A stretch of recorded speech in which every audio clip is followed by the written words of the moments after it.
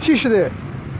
وای خب چی شده بهت میگم؟ رفتم در مغازه شو. خب بعد دخترگه نشسته بود، گفتم یک پیرن میام بنفش خرید شلوارم ست کن.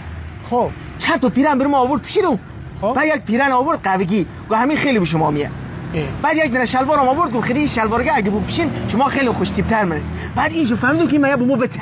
چی؟ نخ. فهمیدم من به ما نخ بده. بعد ما گفتم زشت دیگه یک دختری بیا به ما پیشنهاد بده. خب رفتم جلو، گفتم شماره پیرت بده.